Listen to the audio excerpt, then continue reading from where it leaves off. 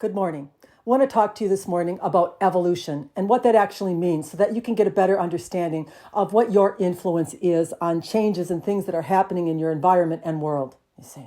We want you to understand that even your animal kingdom, as they are experiencing a shortage of perhaps land to roam on, they are maybe getting constricted in the amount of space that they have, those animals are actually emitting a desire out to all that is the same way that you are, because you are all part of the oneness or the one thing. And everything is interconnected or received by all things, you see.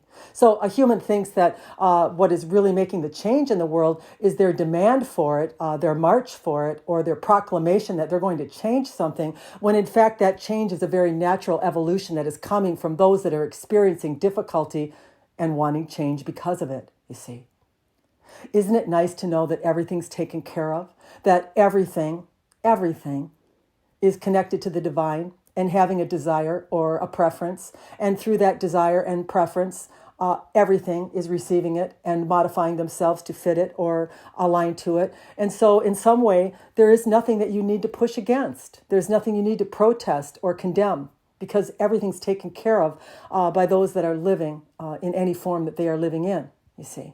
That includes your plants, your animals, your people, all of it. It's all connected, all part of the divine, and all having desires, all being received and answered and fulfilled, you see. So now you can take a deep breath. Yeah, you can sigh, a sigh of relief that nothing's going to be eradicated, nothing is going to be ruined, nothing is happening that is out of control, that everything actually is under the divine control in whatever form it's in. And sometimes things have to go awry or go the other way a little bit in order for that change to be implemented or to actually start to happen or create enough desire for it to happen, you see. We just wanted to give you this because a human, quite frankly, the only thing they do in their opposition or in marching for something or pushing against something is mess up their own attraction level or what it is they are able to create for themselves as a divine being, you see. Think about it, a divine being, a sovereign divine being, one that creates through the way that they think and feel and perceive and start to believe about the environments that they are part of. This is how you create. You don't create by influencing others, by marching for change. You create by your desire of how you would like to live in the world, how you would like to be in the world, how you would like to see the world, and in this way align to that creation point or focus that you have and actually be the one that creates change this very natural flow, easy way, you see. It doesn't have to be difficult, it doesn't have to be hard, and it certainly doesn't have to be enforced, as many would think that it does. It simply has to be lived and felt in the way that you would like it to feel in order for it to be brought to form. There's this very natural process of expansion of consciousness that's going on. And when you are part of the lower dimensional or three-dimensional consciousness, it's quite natural to feel as though you have to create in strife, that you have to work very hard, that you have to be stuck in things that perhaps you would rather not be doing. And all of this is quite normal. This is part of the evolutionary process of a human, that they live in this environment long enough that they start to expand out of it or grow out of it in their desire to do it another way, you see.